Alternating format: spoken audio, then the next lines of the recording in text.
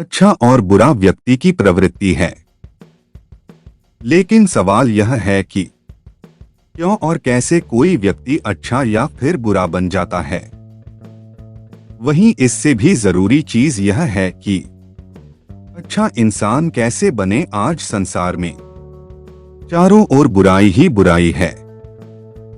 दंगे फसाद, लड़ाई झगड़े, हत्या और आपराधिक कामों से जुड़ी खबरों की कोई कमी नहीं है। इसका कारण है इंसान का बुरा बनना। जब इंसान की प्रवृत्ति बुरी हो जाती है तो संसार भी बुराइयों से भर जाता है।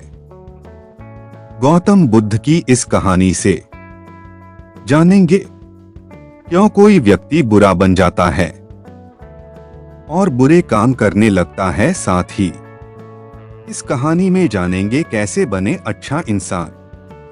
एक गांव में एक शातिर चोर रहता था। पूरा गांव उस चोर के बारे में जानता था, लेकिन इसके बावजूद भी कोई उसे पकड़ नहीं पाया। उस शातिर चोर ने अपना संपूर्ण जीवन चोरी करने में लगा दिया। इतना ही नहीं, आसपास के गांव और नगर में भी उसकी बराबरी का कोई चोर नहीं था। शातिर चोर का एक बेटा था जिसे वह अपनी तरह ही शातिर चोर बनाना चाहता था। इसलिए वह अपने बेटे से हमेशा कहता था कि कभी किसी साधु या सन्यासी के उपदेश को मत सुनना। यदि कोई कुछ कहे भी तो अपने कान बंद कर वहां से भाग जाना।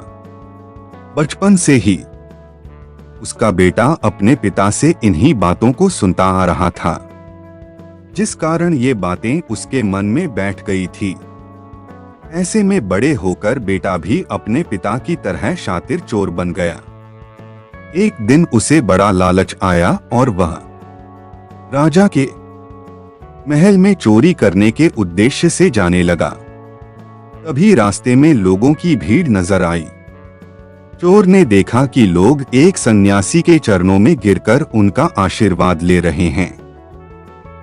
वो सन्यासी गौतम बुद्ध थे।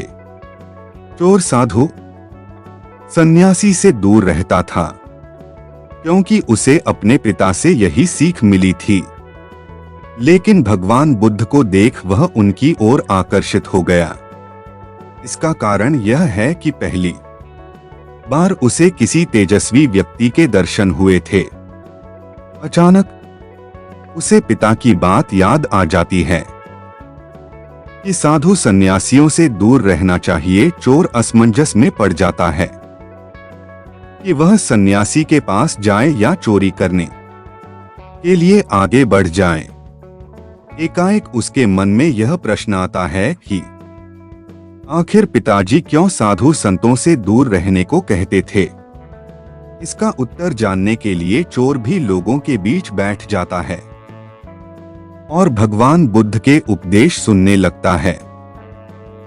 बुद्ध लोगों को झूठ बोलने की व्यर्थता और विश्वासघात के बारे में बताते हैं। उपदेश समाप्त होने के बाद सभी लोग अपने घर लौट जाते हैं और चोर भी चोरी करने के लिए महल की तरफ निकल जाता है। लेकिन पूरे रास्ते वह यही सोचता रहता है कि क्यों न एक बार उस सन्यासी के उपदेश में कही बातों को मानकर देखा जाए। इस तरह से वह चोरी करने के लिए महल की दीवार से कूदने के बजाय महल के द्वार से अंदर जाता है।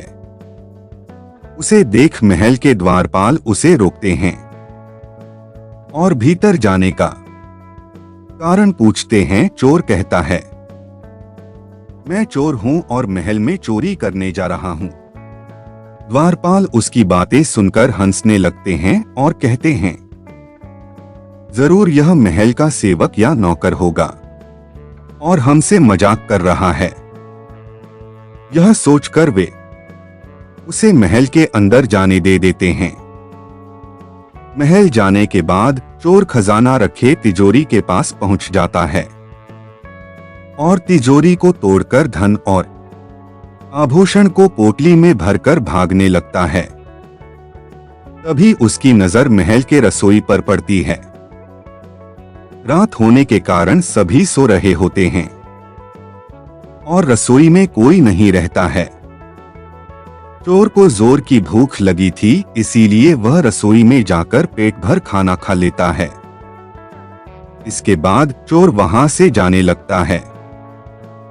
तभी उसे बुद्ध के उपदेश में सुनी दूसरी बात याद आती है कि जिसका नमक खाया है उसके साथ कभी भी विश्वासघात नहीं करना चाहिए।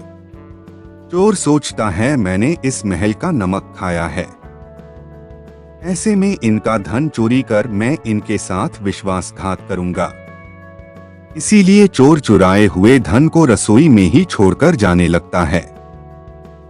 महल के एक व्यक्ति की नजर चोर पर पड़ जाती है और वह शोर मचा देता है, जिससे महल के लोग चोर को पकड़ लेते हैं और राजा के पास ले जाते हैं। राजा चोर से पूछता है कि जब तुमने चोरी कर ली थी तो फिर इसे छोड़कर क्यों जा रहे थे? चोर कहता है, एक सन्यासी के उपदेश के कारण चोर की बात से राजा प्रभावित हो जाते हैं और उससे कहते हैं, अगर तुमने ऐसे उपदेश बचपन से ही सुने होते तो तुम कभी चोर बनते ही नहीं। इतना कहकर राजा ने उसे कोई सजा नहीं और छोड़ दिया। लेकिन राजा ने उससे कहा कि एक बात याद रखना, सही संगत और सही उपदेश से ही व्यक्ति अच्छा इंसान बनता है। बचपन से ही गलत संगत और गलत उपदेश मिलने के कारण वह बुरा व्यक्ति बन जाता है। संगत और उपदेश व्यक्ति का जीवन बदल देते हैं।